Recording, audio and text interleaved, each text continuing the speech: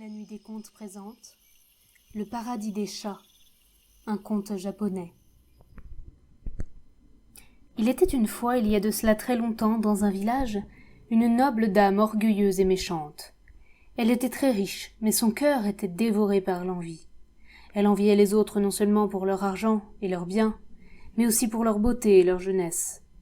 Même la bonne humeur ou l'amitié qui régnait entre ses compatriotes la désespérait. Il lui suffisait de voir sur le visage d'un pauvre un sourire pour frapper avec colère du pied et crier « Voyez ce pauvre diable, il est pauvre et malgré cela le monde lui plaît. Et moi, je suis bien plus noble que lui et pourtant je n'ai que des soucis. Comment est-ce possible ?» Et, tout en donnant ainsi libre cours à sa mauvaise humeur, elle réfléchissait comment elle pourrait bien ternir la joie du pauvre. Parmi les serviteurs de la noble dame se trouvait la petite Yukiko. Ses parents étaient morts depuis longtemps et elle grandissait donc sous les cris et les coups dans la maison de sa noble maîtresse. Malgré les souffrances qu'elle devait endurer, elle avait gardé un cœur pur et ses manières calmes et aimables. Le seul être dans la maison qui lui était attaché était une petite chatte noire qui était l'objet de tout l'amour de la jeune fille. Chaque soir, la chatte venait sur son lit et pendant la journée elle rôdait souvent autour de la jeune fille, se frottant le dos contre ses jambes. Dans ce cas, la jeune fille prenait la petite chatte dans ses bras, caressait son pelage soyeux et en oubliait tout le chagrin qu'elle pouvait avoir. Elle se sentait ainsi moins seule, car elle avait au moins une âme sœur dans le monde. La maîtresse eut évidemment connaissance de cette amitié, et lorsqu'elle rencontrait quelque part la jeune fille avec la chatte, elle avait aussitôt beaucoup de travail à donner à Yukiko. « Puisque tu as suffisamment de temps pour t'occuper de la chatte, tu pourras certainement faire encore ceci ou cela pour ta maîtresse qui te nourrit, » avait-elle coutume de dire, et la pauvre Yukiko ne savait où donner de la tête. Le sort de la pauvre chatte n'était guère meilleur. La maîtresse la battait, lui tirait les moustaches, ou la caressait à rebrousse-poil, et lui disait en riant « Voyons, qu'y a-t-il qui ne te plaise pas? Peut-être mes caresses sont-elles moins tendres que celles de Yukiko ?» La petite servante n'osait plus caresser sa chatte qu'en cachette. Mais elle continuait à partager son repas avec elle, et lorsqu'il restait quelques poissons frais d'un festin, elle les apportait toujours à la petite chatte. Les rares instants qu'elle pouvait passer avec sa petite amie étaient sa seule joie. Elle se sentait soulagée lorsqu'elle pouvait, bien qu'en cachette et dans la peur permanente d'être découverte, confier à la chatte son chagrin et raconter les mauvais traitements que sa maîtresse lui infligeait. Mais un jour, Yukiko chercha sa petite chatte en vain. Bien qu'elle courût souvent dans la cour ne serait-ce que pour essayer de saisir au vol un regard de son amie, elle ne put l'apercevoir. « Elle est certainement partie en promenade et ne reviendra que ce soir, se consola Yukiko. » Mais, pas plus que la journée, elle ne vit le soir la chatte, qui ne vint pas, comme de coutume, lui rendre visite dans son lit. Jusqu'au matin, Yukiko resta éveillée. Au moindre bruit, elle se levait, car chaque fois, elle espérait que c'était sa chatte qui grattait à la porte. Le matin, elle se leva, pâle, les yeux rouges d'avoir pleuré, et vaqua, fatiguée, à son travail. La chatte avait disparu et ne revint plus jamais. Bien souvent, la petite Yukiko pleurait d'avoir perdu sa seule et unique amie, sans savoir ce qui lui était arrivé. La seule qui se réjouit de la disparition de la chatte était l'orgueilleuse maîtresse. Le chagrin de la servante était doux à son cœur, et de ce fait, elle n'en voulait pas à la chatte de la voir, au fond, quitter elle, la maîtresse. Chaque fois qu'elle voyait le visage triste de la jeune fille, elle disait cyniquement « Tu vois, voici ta récompense. Si tu penses à tout ce que tu as enduré en raison de la chatte et que, au lieu de t'en être reconnaissante, elle est partie sans avertir, je suis certaine que pendant qu'elle te faisait des avances, elle ne pensait qu'à la façon de se sauver. Dans ce monde où les êtres sont mauvais, les hommes comme les animaux. » Ainsi elle essayait dans sa perfidie d'aggraver encore le chagrin de la jeune fille. Mais Yukiko ne laissait pas salir la mémoire de sa petite chatte. Bien sûr, elle n'osait pas contredire sa maîtresse, mais elle ne croyait pas un seul mot de ce que celle-ci disait, et pensait à part elle « Ma petite chatte a certainement eu un malheur, et je ne peux même pas lui venir en aide, car je ne sais pas où elle se trouve. » Et jour et nuit, elle se préoccupait du sort de sa petite amie. Quelque temps avait passé lorsque, un jour, un prophète passa dans le village.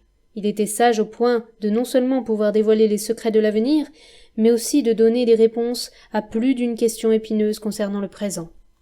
Il fut invité dans bien des maisons, et, cela va de soi, également dans celle de la noble dame orgueilleuse qui le questionna jusqu'à fort tard dans la nuit, car enfin, même un prédicateur doit gagner l'argent qu'on lui donne. La petite Yukiko aurait bien aimé demander à l'homme sage ce qu'était devenue la petite chatte, mais la méchante maîtresse ne l'aurait jamais permis. Aussi, la jeune fille se cacha-t-elle près de la porte pour essayer de parler au prédicateur lorsque celui-ci sortirait de chez sa maîtresse. Elle avait grand peur que celle-ci ne la trouve à cet endroit et ne la gronde de négliger son travail, mais le désir d'apprendre quelque chose sur son amie était plus fort que la peur de sa maîtresse. Yukiko dut attendre longtemps avant de voir le sage quitter la maison. Lorsque celui-ci arriva à la porte, Yukiko se leva, s'inclina profondément et lui raconta son chagrin. Puis elle le supplia. « Noble sage, vous qui connaissez tant de choses étranges au monde, peut-être savez-vous aussi ce qu'il est advenu de ma seule amie, ma chatte noire ?» Le sage réfléchit un instant, puis il répondit. « Ta chatte se trouve certainement sur la montagne des chats, dans les monts Inaba, dans l'île Kyushu.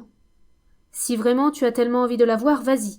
Mais réfléchis bien, c'est dangereux, et tu ne sais pas ce qui t'attend. » Sachant qu'il y avait un endroit au monde où elle pourrait retrouver sa chatte bien-aimée, Yukiko n'hésita pas un seul instant. Aucun danger, aucun obstacle ne pourrait l'empêcher de s'y rendre. Il supplia sa maîtresse, jusqu'à ce que celle-ci lui accordât quelques jours de congé.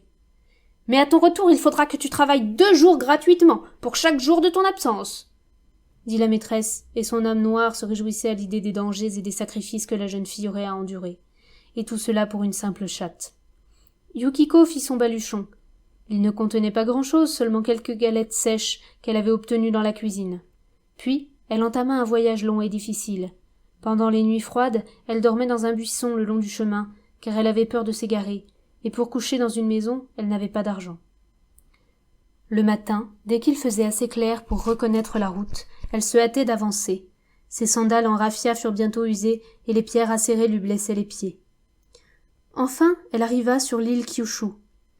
Il était tard lorsqu'elle atteignit le premier village où elle se renseigna sur les monts Inaba. « Les monts Inaba se trouvent là-bas, au-delà du fleuve, dirent les paysans. Mais ne t'avise pas d'y aller, c'est très dangereux. Seuls les chasseurs les plus courageux osent traverser le fleuve. Et s'ils le font, ils ne s'éloignent jamais beaucoup de la rive, et n'y restent jamais la nuit.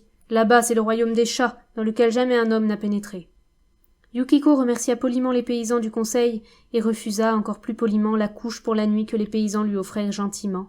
« Je saurai me défendre, répondit-elle à tous les avertissements insistants. N'ai-je pas fait le voyage à travers la moitié du monde dans le seul but d'atteindre le royaume des chats? Voyant qu'elle insistait, les paysans la laissèrent aller. « Nous t'aurons averti des dangers, dirent-ils.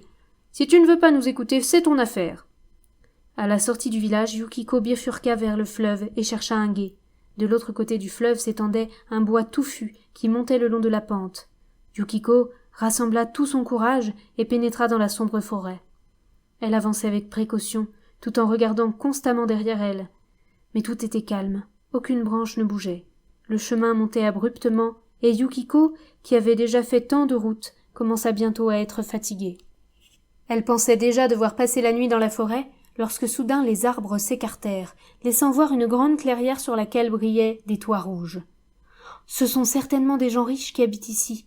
Tout est si propre et si bien construit. » Elle s'approcha d'une clôture et appela. Après un moment, une svelte jeune fille sortit de la maison, s'inclina légèrement devant Yukiko et demanda ce qu'elle désirait. « Je suis la servante Yukiko, répondit la jeune fille. J'avais une seule amie, une chatte noire qui a disparu un beau jour. Je l'ai pleurée longtemps. Un jour, un prédicateur m'a conseillé de la chercher sur les monts Inaba, dans l'île Kyushu. J'ai dû marcher pendant longtemps avant d'atteindre aujourd'hui l'île. Mais je suis si faible que je peux à peine avancer. Auriez-vous l'amabilité de m'héberger pour la nuit, avant que je n'entame la montée de la montagne des chats? Je ne vous causerai aucun dérangement. » La jeune fille l'écouta attentivement, puis souriant gentiment et s'inclinant, elle dit. « Tu es donc venue te faire manger ?» À ces paroles, Yukiko eut peur et voulut s'enfuir, mais d'un bâtiment voisin sortit une petite vieille bossue qui s'avança, gronda la jeune fille et la renvoya. « Excusez-la, je vous en prie. Certainement s'est-elle encore comportée de manière irrespectueuse, » dit la vieille à Yukiko en s'inclinant profondément. « Elle ne sait pas se tenir convenablement. Toutes mes remontrances ne servent à rien. Elle vous a sans doute dit quelque chose de désagréable car vous êtes toute pâle. Mais ne lui en veuillez pas, elle ne sait pas accueillir les invités. Dites-moi, bel enfant, ce qui vous a conduit jusqu'ici. » Les paroles aimables de la vieille calmèrent Yukiko, qui en répétant son histoire retrouva sa sérénité. La vieille écouta attentivement, puis elle sourit à Yukiko et lui dit « Rentre donc, jeune fille, tu pourras te reposer chez nous des fatigues du voyage. Ne crains rien. Si déjà tu as entrepris un aussi long chemin pour te… » Le reste ne fut plus audible pour Yukiko. La vieille continuait à murmurer pour elle-même, mais sans cesser de sourire. En multipliant les courbettes, elle conduisit la jeune fille dans la maison et fit préparer un bain. Après le bain, elle fit entrer Yukiko dans une pièce propre et agréable, lui adressa encore un sourire encourageant, puis elle la quitta, disant qu'elle irait lui chercher à manger. Yukiko s'assit sur une natte et contempla avec curiosité la pièce. Le bain l'avait rafraîchie et elle se sentait bien. « C'est une maison étrange, » se dit-elle au bout d'un moment. « Elle comporte tant de pièces, de coins et de recoins, tout est si propre et si ordonné. Les maîtres doivent avoir de nombreux serviteurs. Et tout ce monde qui doit habiter ici. Mais où sont-ils tous? Je n'ai vu personne.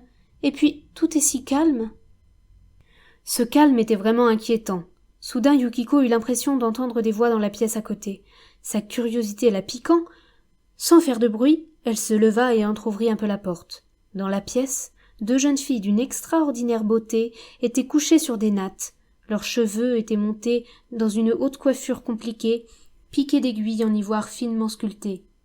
Dans leur visage blanc et lisse, de fins sourcils surmontaient des yeux noirs, et de merveilleux kimonos en lourde soie soulignaient encore la grâce des jeunes filles. Celles-ci se parlaient si bas et si tendrement qu'on avait l'impression d'entendre ronronner des chats. Yukiko referma la porte et en ouvrit une deuxième. Là, également, elle vit 2 très belles jeunes filles. Elles étaient agenouillées devant une glace et se maquillaient. Yukiko referma aussitôt cette porte sans faire de bruit et retourna s'asseoir. De nouveau, elle fut entourée de ce silence pesant. Que n'aurait-elle pas donné pour pouvoir parler avec quelqu'un? Au bout d'un moment, elle se leva de nouveau et colla l'oreille à la première porte, dans l'espoir de comprendre ce que se murmuraient les belles jeunes filles. Elle dut faire un grand effort pour distinguer les paroles. Mais ce qu'elle entendit la fit frissonner de peur. L'une des 2 jeunes filles disait à l'autre « Tu sais, la nouvelle qui vient d'arriver veut rendre visite à son amie, une chatte qu'elle aime par-dessus tout. Il vaudrait mieux ne pas la manger. » Yukiko trembla de tous ses membres, d'effroi. Elle reprit place sur la natte et réfléchit fiévreusement à ce qu'elle devait faire. Alors la porte s'ouvrit, livrant passage à une jeune fille gracieuse, vêtue d'un kimono brun, en lourde soie brodée de chrysanthèmes blancs et décorée d'une épaisse ceinture de brocart.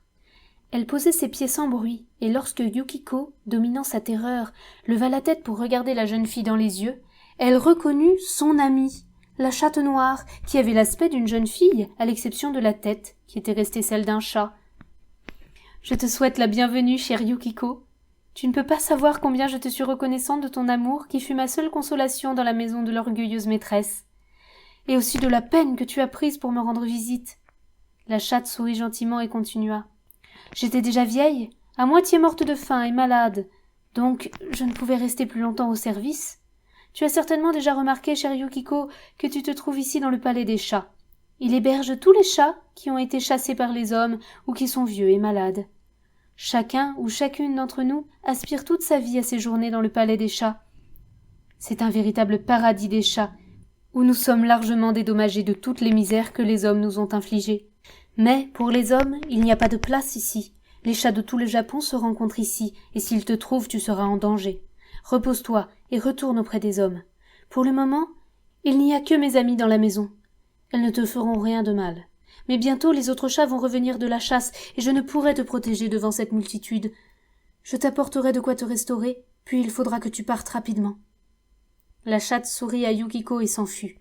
Au bout d'un moment, elle était de retour, portant sur un plateau un bol de riz blanc chaud, un bol de légumes et de poissons frais, et une tasse de thé délicieux.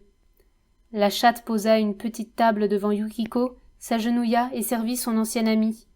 Yukiko en fut ravie. Jamais encore elle n'avait aussi bien mangé. Elle raconta à la chatte les nouveautés du village et comment le prédicateur lui avait dévoilé le chemin pour arriver au paradis des chats. Ainsi, elles rirent et bavardèrent comme de bonnes amies. Yukiko avait les joues roses de joie et de la bonne table, et toute sa fatigue semblait comme envolée. Mais tout a une fin. La chatte remporta le plateau et revint avec un sachet. « Prends ce sachet et garde-le comme souvenir de moi, dit-elle à Yukiko. Il te protégera aussi en route. Si tu rencontres des chats sauvages, tiens seulement le sachet devant toi et secoue-le fortement. Et ils ne te feront rien. N'aie pas peur. Je te remercie de tout ce que tu as fait, chère chatte. Puisque je sais maintenant que tu vas bien et que tu ne manques de rien, je vivrai plus gaiement et plus tranquillement. Adieu, dit Yukiko. La chatte l'accompagna jusqu'à la clôture et la suivit du regard jusqu'à ce que Yukiko ait disparu dans la forêt. À peine Yukiko avait-elle fait quelques pas dans les bois que les chats sauvages se précipitèrent sur elle. De tous côtés, on voyait luire leurs yeux verts et leurs cris menaçants ne promettaient rien de bon. À la dernière minute, Yukiko se souvint du sachet. Elle le sortit vite de son baluchon, le tint devant elle et le secoua fortement. Alors, les yeux verts se retirèrent et les chats libérèrent la voix en miaulant méchamment. Ainsi Yukiko continua à descendre la montagne en tenant le sachet devant elle, et partout les chats se retirèrent. Enfin, elle arriva au fleuve et traversa le gué. Les chats ne pouvant la poursuivre sur l'autre rive, elle remit le sachet dans son baluchon et prit la direction de la maison. Elle se dépêchait, car pour chaque jour d'absence, elle devait travailler 2 jours gratuitement pour sa maîtresse orgueilleuse. Celle-ci fut très surprise de voir sa servante revenir. « Alors personne ne t'a mangé en route ? Et ta chatte reconnaissante, qu'a-t-elle dit de ta visite ?» Yukiko raconta à sa maîtresse orgueilleuse ce qui lui était advenu. Elle parla du palais propre et bien ordonné des chats, des belles jeunes filles et surtout de son amie. Finalement, elle sortit le sachet que la chatte lui avait donné et l'ouvrit devant les yeux de la maîtresse vaniteuse. Leur étonnement à toutes deux fut grand lorsque Yukiko sortit du sachet l'image d'un grand chien au croc redoutable qui tenait dans ses pattes 10 véritables pièces d'or. Yukiko fut au comble de la joie. Tant d'argent! Elle n'était donc plus une pauvre orpheline livrée aux humeurs d'une maîtresse orgueilleuse. Aussitôt, elle racheta sa liberté et ouvrit dans la ville une boutique où elle vendait des gâteaux de riz et d'autres douceurs. Puis, elle vécut heureuse et contente, ses pensées reconnaissantes allant souvent à son amie, la petite chatte noire. Pendant que Yukiko se réjouissait de sa vie modeste, l'envie empêchait l'orgueilleuse noble dame de dormir. Si une simple servante a eu tellement d'argent pour une simple visite à la chatte, combien n'en recevrais-je pas moi, sa maîtresse? Certainement énormément plus, pensait-elle, et cette idée la tenailla tant et si bien qu'un jour elle se dit « Je ne peux me permettre de laisser échapper tout cet argent !» Elle loua des porteurs, fit emballer une grande quantité de bons mets dans des bahuts, et sans révéler à quiconque de la maison ou du village l'objectif de son voyage, elle se mit en route vers les monts Inaba, dans l'île Kyushu. Elle avança très vite, puisqu'elle n'avait pas, comme la pauvre Yukiko, à aller à pied, mais que, au contraire, elle était assise dans une chaise, incitant les porteurs à aller toujours plus vite. Finalement, elle arriva à son tour dans le premier village de l'île Kyushu, et s'enquit aussitôt du chemin qui menait à la montagne des chats. « La montagne des chats se trouve de l'autre côté de la rivière, là-bas, répondirent volontiers les paysans. Mais c'est une contrée très dangereuse. Même nos plus courageux chasseurs n'osent pas trop s'éloigner de la rive. Vous feriez mieux de ne pas y aller. » La maîtresse orgueilleuse rit doucement à ces paroles et ordonna de faire venir un batelier pour lui faire traverser la rivière. « Et dépêchez-vous » lança-t-elle encore à l'adresse des paysans. « Je n'ai pas le temps de rester longtemps dans votre misérable village. » « À chacun sa façon d'être heureux, » se dirent les paysans. « Nous l'avons averti. En fin de compte, ce n'est pas notre peau qui est en jeu, mais la sienne. » Et ils laissèrent partir la maîtresse orgueilleuse. À peine arrivée sur l'autre rive, celle-ci renvoya les porteurs au village. « Je continuerai seul mon chemin. Attendez-moi au village, » ordonna-t-elle. Et, à part elle ajouta. « Vous n'avez nul besoin de savoir quelle richesse m'attend. » Elle monta rapidement, connaissant le chemin d'après la description que lui en avait faite Yukiko. Mais bientôt elle se mit à haleter, épuisée par l'effort inhabituel de la marche à pied. Elle essuya la sueur qui perlait à son front et fut très contente de voir enfin briller les toits rouges dans la clairière. « C'est certainement le palais des chats, » se dit-elle. « Il n'a rien de particulier. Il faut être servante pour y trouver quelque chose d'extraordinaire. » Elle s'approcha de la clôture et appela. « Y a-t-il quelqu'un ? Faites-moi entrer !» Une belle jeune fille sortit alors du plus grand des bâtiments et s'inclina jusqu'à terre. « Que désirez-vous, noble dame ?» demanda-t-elle avec une voix douce comme du velours. « Je veux rendre visite à la chatte qui a servi chez moi et qui un jour s'est enfuie sans plus. Vous comprenez certainement l'insigne honneur que je fais à cette chatte de n'avoir pas hésité, moi, son ancienne maîtresse, à faire tout ce chemin pour lui rendre visite. Je suis fatiguée et aimerais me reposer un peu chez vous, » dit la femme du haut de son orgueil. La belle jeune fille sourit et était sur le point de dire une de ses impolitesses habituelles, lorsque d'un bâtiment secondaire sortit une vieille grand-mère toute courbée, qui s'approcha à petits pas rapides et chassa la jeune fille. « Entrez donc, noble dame, vous êtes certainement fatiguée de ce long voyage et aimeriez vous reposer un peu. » En multipliant les courbettes, elle ouvrit la porte et invita la maîtresse orgueilleuse à entrer. « Celle-là sait au moins se comporter et recevoir un hôte aussi noble, » se dit la maîtresse orgueilleuse en suivant la vieille dans le bâtiment. La vieille lui fit aussitôt préparer un bain, et ensuite elle la conduisit dans une belle pièce où des nattes épaisses avaient été disposées pour faire un lit confortable. « J'ai faim !» dit alors la maîtresse orgueilleuse d'un ton de commandement. « Tout de suite, veuillez seulement attendre un instant !» répondit la vieille.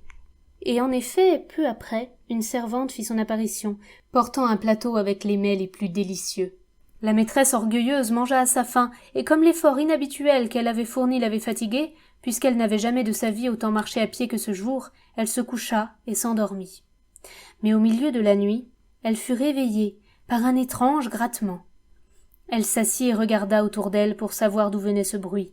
À travers les fentes de la porte, elle vit passer un rai de lumière. Elle se leva et entr'ouvrit la porte. Dans la pièce voisine, 2 grands chats striés étaient couchés sur des nattes épaisses. Leurs yeux verts luisaient méchamment. Vite, la maîtresse orgueilleuse referma la porte, et sur la pointe des pieds, elle alla vers la porte donnant dans la 2e pièce voisine. Elle entr'ouvrit aussitôt cette porte, mais n'aperçut encore que 2 chats, qui, eux, étaient mouchetés. Alors la maîtresse orgueilleuse fut prise de panique. « Yukiko ne m'a-t-elle pas dit que c'étaient de belles jeunes filles qui se trouvaient couchées dans les pièces? Mais ici je ne vois que d'horribles grands chats !» À cet instant la porte s'ouvrit, et son ancienne chatte entra. Furieuse, la maîtresse orgueilleuse l'apostropha. « Il est vraiment temps que tu daignes faire ton apparition. Je ne me plais pas du tout ici. Donne-moi vite un sachet avec des pièces d'or et laisse-moi sortir. » En entendant ces paroles, la petite chatte noire se rendit compte que son ancienne maîtresse n'avait en rien changé.